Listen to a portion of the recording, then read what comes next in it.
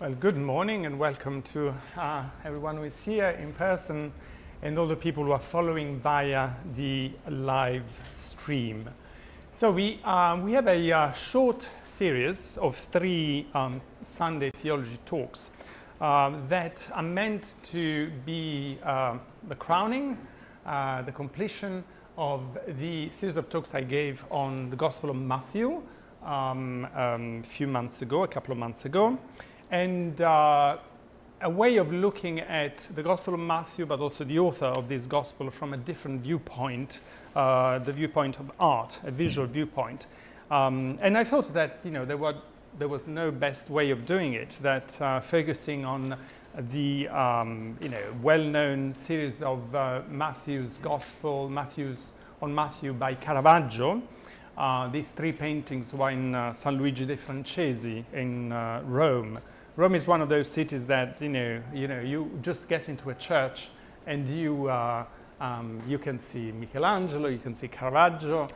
When I lived there, I used to have these tours. I'd take one day, see all the Caravaggios, from one church to the other, Santa Maria del Popolo as well. All the Michelangelos as well are it's quite an extraordinary kind of experience as well.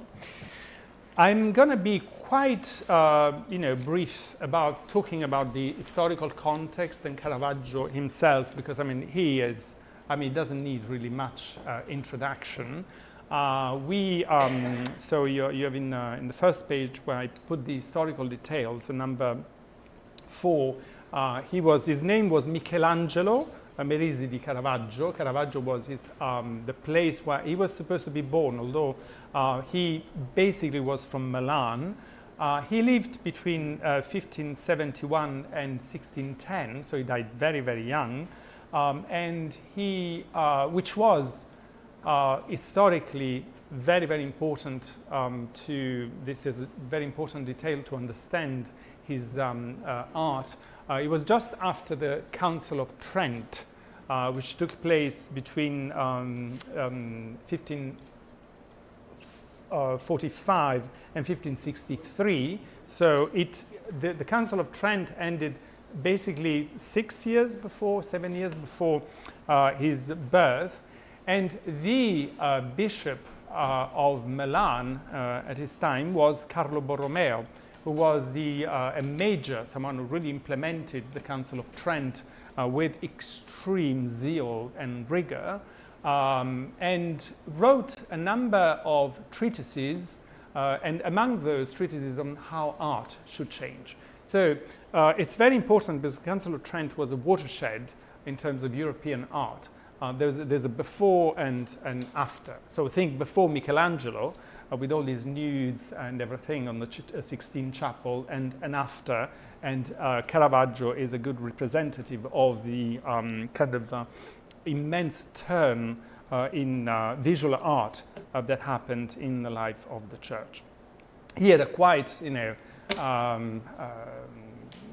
wild life, which is well known. So he was constantly involved in brawls and fights. He killed one person. He had to flee, and that flight was quite instrumental to his art spreading in Naples, then in Sicily, then in Malta. If you go in Malta, in the Cathedral of Malta, you have paintings by Michelangelo there. And he died very, very young in mysterious circumstances, whether of illness or probably because he was killed or poisoned. Interestingly, something I didn't know, so DNA analysis, which was conducted in recent years, found that he might have died of lead poisoning. And the lead poisoning induces very extreme behavior. So there is a possibility that part of the behavior, the very violent behavior of Caravaggio might be attributed to this health condition. Having said that, whenever you read about Caravaggio, like with many other artists, it's very, very difficult to escape all these commonplaces or all this intense focus on whether it's sexuality or his kind of violent character. And they might have been amplified because he had a lot of enemies, especially artistically, people intensely jealous of him. His first biographer, called Baglione, was someone who was like, had a feud with him for most of his life. So it's not a very objective version of it.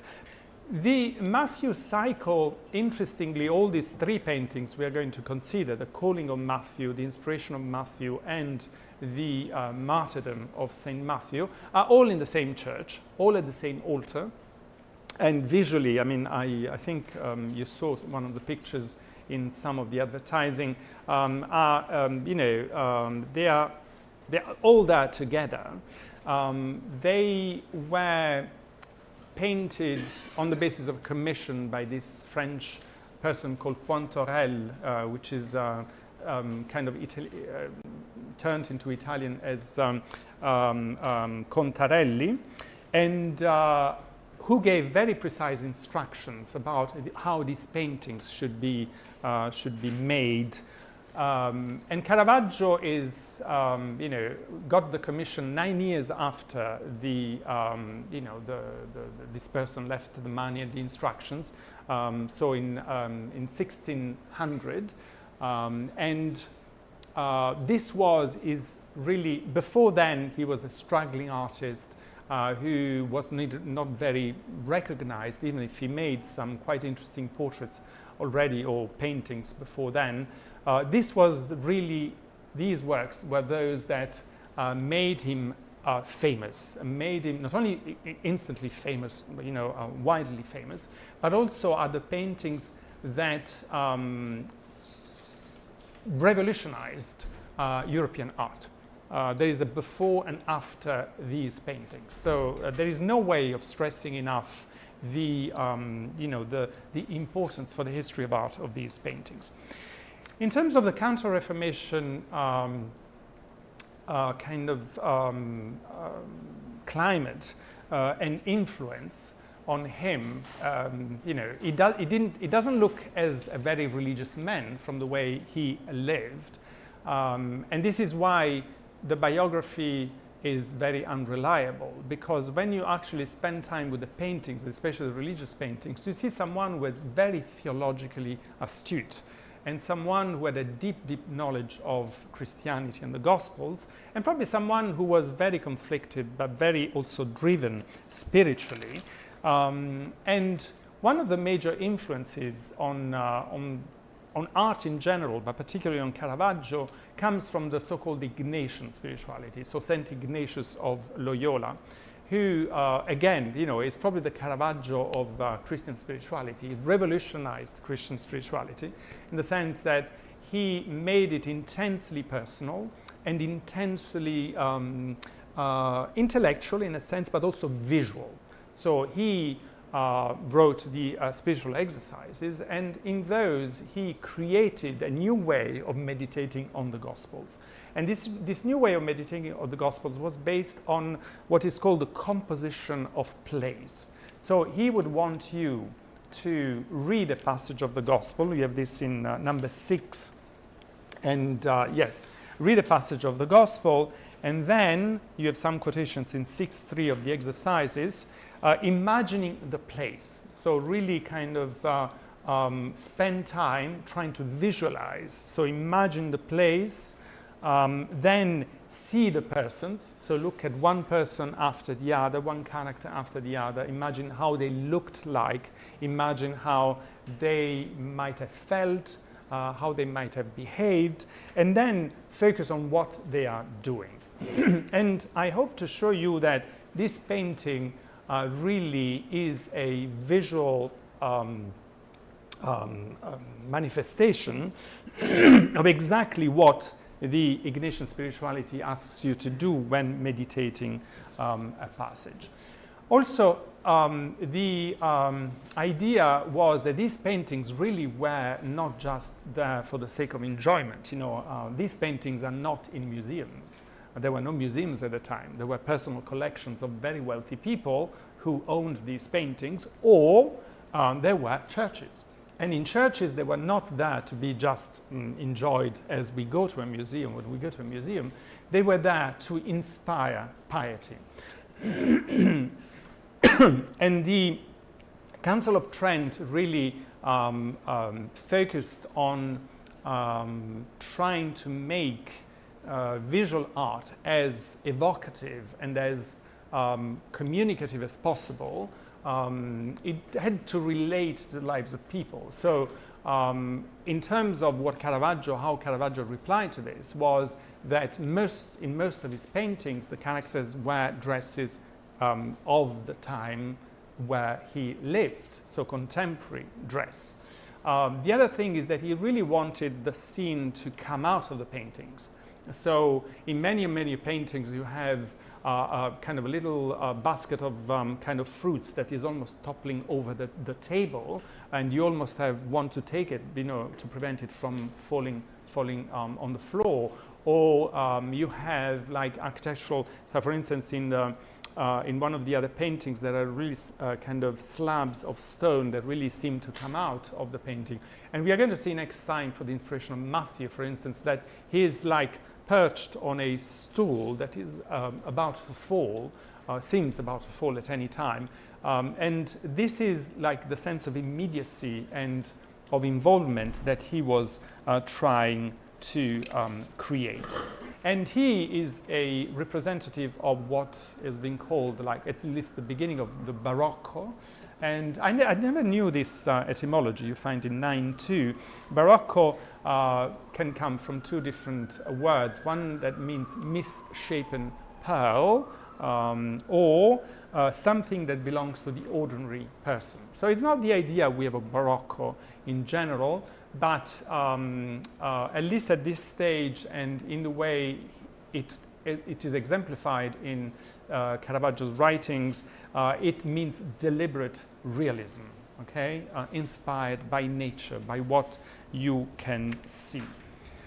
And then, there is the chiaroscuro, so the use of light in Caravaggio, which again is a device to give greater vividness to the paintings, to the characters, to everything you see in the painting, to great effect, as you know. So he is basically the initiator of this technique that created a huge school, the Caravaggisti. I've seen exhibitions of several exhibitions actually of Caravaggisti that reproduce this method, and yet I think this is a vastly overestimated, emphasized aspect of his painting, as if this was what made his paintings so special. Well, actually, if you see the Caravaggistis, however technically able they might have been, you see a world of difference from Caravaggio on paintings. Why?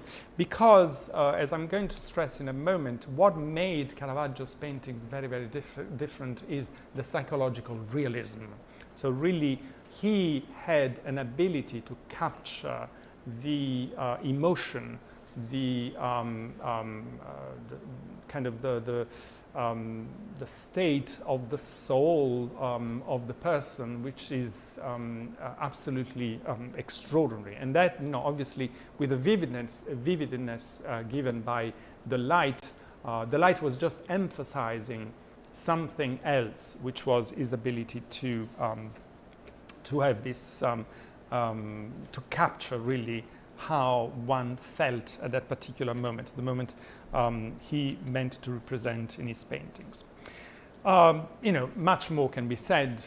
This is really a very cursory introduction to Caravaggio, but I think that the best way of knowing him is just looking at the painting. Okay, so the inspiration for this painting. Okay, and now I'd like you to look at the painting. Don't look at the notes. You can read them afterwards. So the painting is meant to represent a very incredibly short passage in the Gospel of Matthew. It is found also in the other Gospels, but it's quite interesting that Matthew should talk about his own conversion. As you know, Matthew was a tax collector, which was one of the most hated professions in, it still is one of the most hated professions, but, at the time, all the more because he was collecting money for the invader, for the Romans. And often these people were extremely corrupt. They would extort much more than what was due and keep a lot of the money for themselves. So Matthew's Gospel says, as Jesus passed on from there, he saw a man called Matthew sitting at the tax booth, and he said to him, "Follow me." And he rose and followed him. That's all. That's all that is said about Matthew and Matthew's conversion. Obviously, if you want to meditate on this passage, think about the Ignatian suggestions. So, composition of the place, you have to imagine where he was. There is nothing is said about whether he was outside, whether he was inside. Nothing is said about whether he was alone or he was with other people. Nothing is said about, he said, he rose and followed him, but from where and how.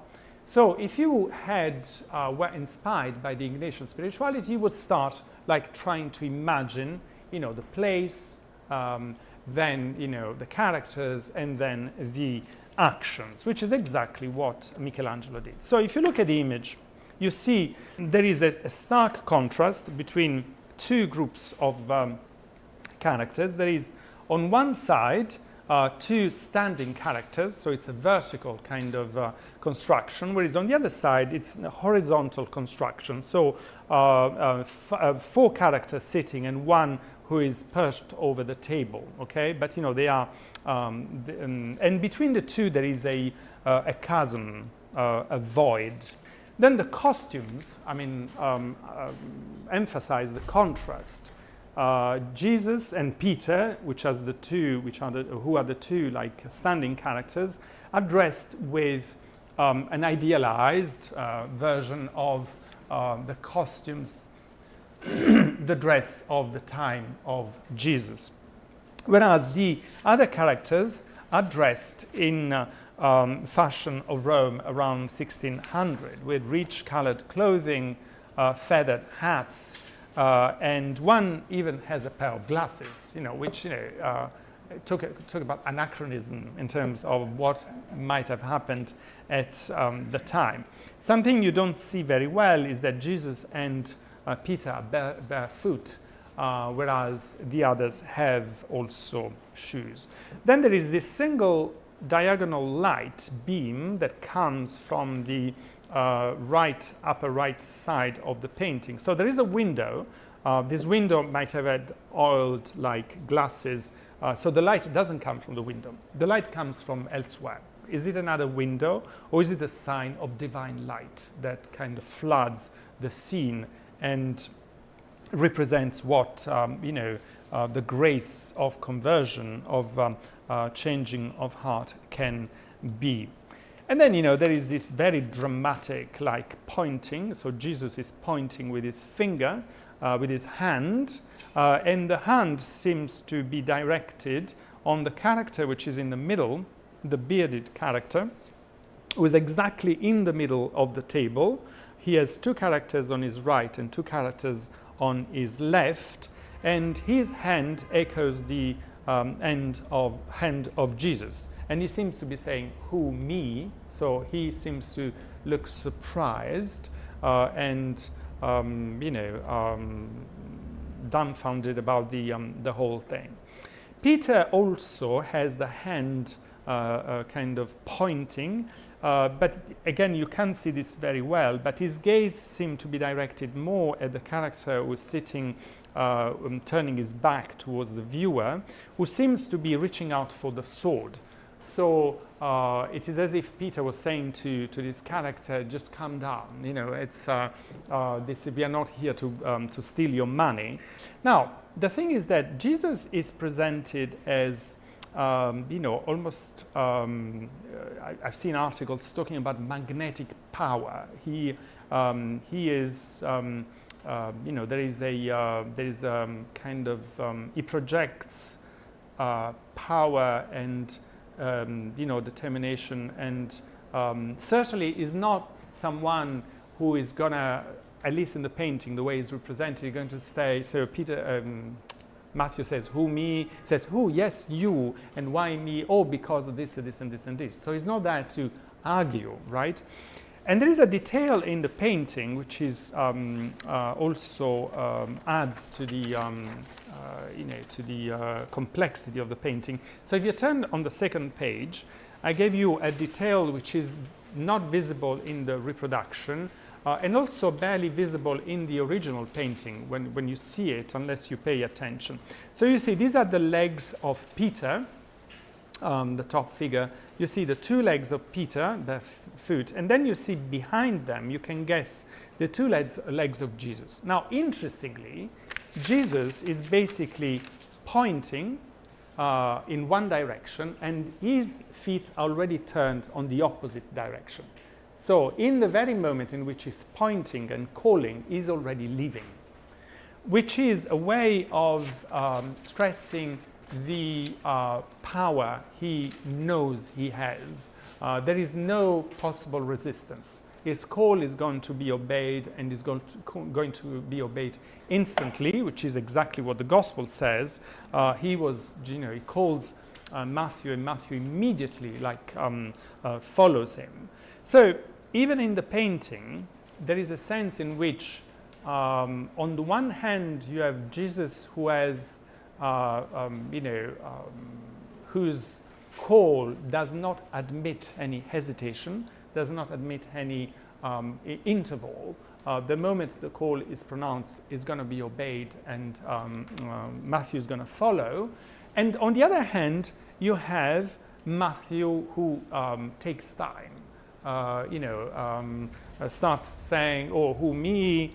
Starts to enter. It's a bit like this could be the call of Moses. The call of Moses was in the book of Exodus, goes on for a while. And Moses was arguing with God, and so why me? I can't speak. I'm not good enough. Etc. etc. That kind of call might have looked like this, but certainly, according to the gospel, the call of Matthew doesn't match this level of hesitation. It is, anyway, the case that most commentators identify Matthew in this painting, as the bearded character in the middle of the table. Until you notice something, so if you go again to the second page, there is another, below the reproduction of the feet, you have the play of hands on the table. Okay, it took me quite a while to realize what was happening there. So you have Matthew, or the character, the bearded character, who is identified as Matthew, who with his left hand seems to say, "Why me?" Okay, and with the right hand is putting coins on the table. You see that? No, you identify that, and then you have this character which is on the the extreme left of the painting, who, with the bespectacled kind of a guy who is standing, are the only two who seem not to have noticed Jesus' entrance. Okay, all the other characters are turned toward Jesus and Peter, and they are surprised, they are dumbfounded, they are hesitating, etc., etc. Whereas, this young character here has not noticed anything. Why? Because he's so absolutely intent on the money. The greed that possesses him takes all his attention. And the bespectacled character on the top, some people think it might be an allegory of greed. Okay, might represent that. And the interesting detail here is that the young character is taking the coins to himself. So the bearded man is counting the coins and putting them on the table, whereas the other one is drawing the coins to himself. Then if you go back to the main painting, there is another detail which is also quite interesting, is the fact that, the two young men in the middle of the painting and the bearded men all have hats.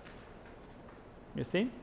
And they are dressed as if they were traveling, okay? They were there. If you wear your hat, means that, you have come into this, this room to conduct a transaction and then to leave. Whereas the two others, so the young man who is not notice anything and the bespectacled character don't have a hat. Which lead to things, so when you accumulate all these factors, okay, the fact that, this character is drawing the money to himself, it is dressed like more casually, as if he was in his own home, lead to an alternative interpretation, is that Matthew, in this painting, is not the bearded man, but is the young man. And the hand of the bearded man, instead of pointing to himself, is pointing to him. So as if he was a who, him, okay? And this is really something that is not certain. So there is a lot of debate in the interpretation of this painting when you read the articles. Most people tend to identify, and I did up to the moment I started to prepare this talk, I always assumed that Matthew was the bearded man. And it's been only, when you, as usual, when you start paying attention and looking into the details closely, that you realize that in Mays, at least now I am persuaded that Matthew in this painting is the younger character who is counting the money, withdrawing the money to him, drawing the money to himself. And this makes sense to me also visually, because you have on one hand Jesus calling, and on the other hand, on the other side, the kind of the recipient of the call. So even visually, I think this correspondence is much more, at least to me, much more convincing. It is true, though, that this is deliberately ambiguous, okay? And this is like typical of Caravaggio's paintings. We're going to see this also in the other paintings, especially in the martyrdom of Saint Matthew in 2 weeks' time, that there is the same like ambiguity about who is doing what in the painting. And the aim, I think, is really to force the viewer not just to pay a casual glance and see the scene as often we do and then move on, but really stay with the painting, look at it very, very closely, and try to see what's going on. I just want to say a few words about the psychological realism, and then I'll go back to the particularly to the significance of this identification of who is Matthew in this passage. Caravaggio, and that in this painting, I think this kind of really distinctive characteristic of Caravaggio comes to the fore. Caravaggio painted faces and gestures as records of inner states, okay, not as types, through an original use of light, as we saw, and shadow to isolate gestures and expressions. In this painting, there is almost case-by-case treatment of response. Each face, nothing is generic in the painting, each face is doing its own separate psychological work inside the same single instant. The man in spectacles, on the top, is absorbed in the coins and is oblivious. The bearded figure registers shock with a hand drawn to his chest, as if the gesture itself were the thought, me, forming in real time. The young in the feathered cap turns with open curiosity rather than alarm, okay, the one who is facing us, and the armed boy behind him reacts with bodily wariness before any conscious decision is visible. So here also is quite interesting. Caravaggio captures the moment before the decision is made. Okay, he has this like ability to capture, the split moment before between realization and reaction. Okay, And then the hunched youth at the far end of the table, who I think is Matthew, head bowed, fingers drawn around the coins as if pulling them towards himself, even as the room shifts behind him, caught mid-grasp, not yet looking up. His psychological state is pure habit, the body still finishing the task that the mind hasn't yet interrupted. Okay, you see how much is compressed when you start looking in the painting, when you start looking really at the psychology of the characters. The other thing which I have to say I had not noticed before, I started to look at the painting before reading all the articles and all the studies on it, and I noticed it, but it seemed a bit far-fetched. And then I realized that a lot of the studies have come to the same conclusion. The hand of Jesus, the way the hand points, okay? If you look in the details, so in the third page in your handout, I've given you the hand. Well, that hand is an exact reproduction of one of the two hands of Michelangelo's creation of Adam in Sistine Chapel. Okay, Michelangelo. So Caravaggio was called Michelangelo Merisi, had Michelangelo's name. Now, he was not called after Michelangelo, almost certainly by his parents, but he took this patronage quite seriously, and there are echoes of his admiration for Michelangelo in several of his paintings. Here in particular, what is very, very interesting is that the hand, for Jesus calling Matthew, the hand should be the hand of God. Okay, Jesus is God and should be God's hand. But if you look closely, it's not God's hand that he reproduces, but it's Adam's hand. Okay, and the other thing which I noticed this morning, I thought about this morning, is that Adam's hand is towards God is the left hand, whereas the hand of Jesus is the right hand. The other similarity between the two scenes is that the hands are bridging a gap.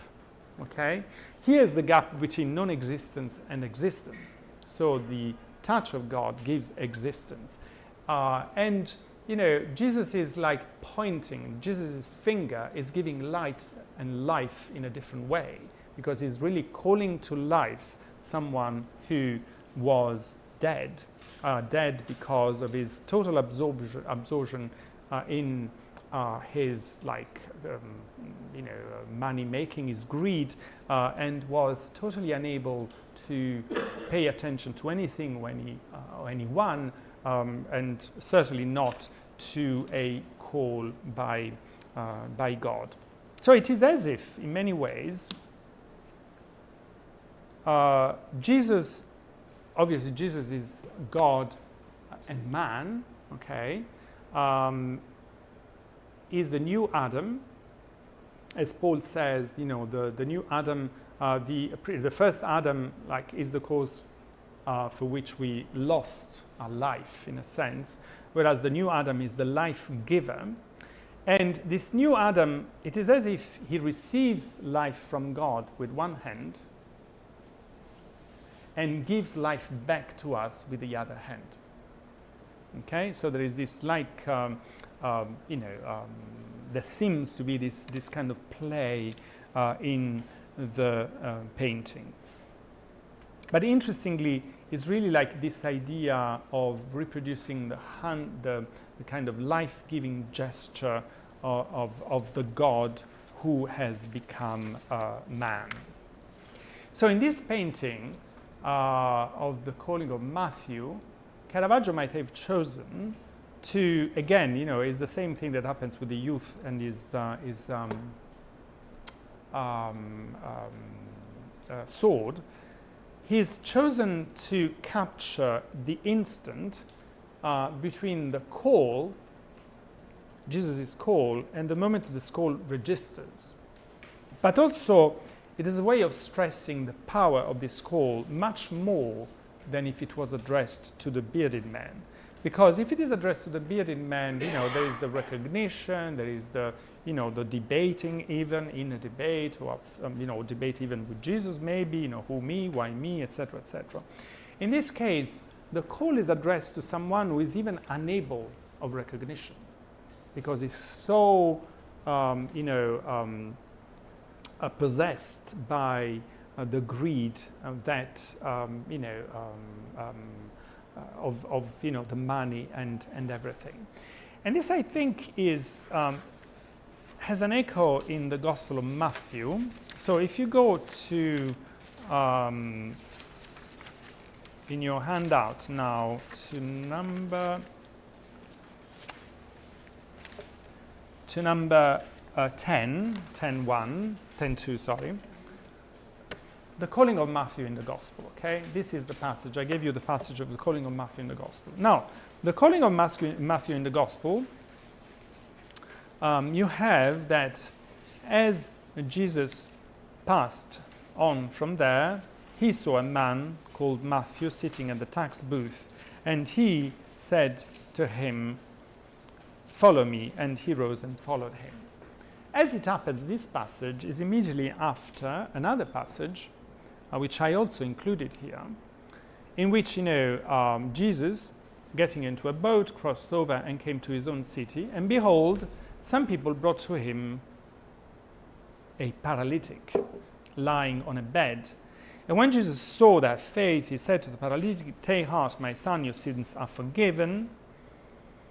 And behold, some of the scribes said to themselves, "This man is blaspheming." But Jesus, knowing their thoughts, said, "Why do you think evil in your hearts? For which is easier to say, 'Your sins are forgiven,' or to say, 'Rise and walk'? But that you may know that the Son of Man has authority on earth to forgive sins," he said to the paralytic, "Rise, pick up your bed, and go home." And he rose and went home. Now, it is quite intentional, I think, in the Gospel of Matthew, that the call of the paralytic and the call of Matthew should follow each other. I've said this several times, even when talking about the Gospel of Matthew, is that, whether or not, irrespective of their historical, truth, the miracles in the Gospels perform a kind of symbolic role. They really tell us from what Jesus has to, how difficult it is to follow him, because it's not just about hearing what he says and deciding whether to respond yes or not, but we can't hear what God says to us because we are deaf. We cannot respond because we cannot speak. We cannot follow him because we are paralytic. We cannot even see him because we are blind. So the miracles say what has to be done, why Jesus, what Jesus has to do in order for us to be able to answer his call. Really, he has to, restore our sight, restore our hearing, restore our ability to respond, and restore our ability to walk. And in many ways, in this painting, you have someone who is a paralytic, is completely kind of not bedridden, but money-ridden. In a sense, is completely possessed.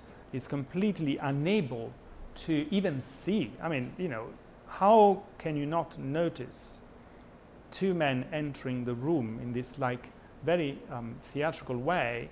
How is it possible that when everyone else has noticed what's happening there, he, because of his greed, represented by the bespectacled character, cannot even see, cannot even notice? It's because is really, that is the level of imperviousness to grace he has, and Jesus, Jesus' power can overcome even this.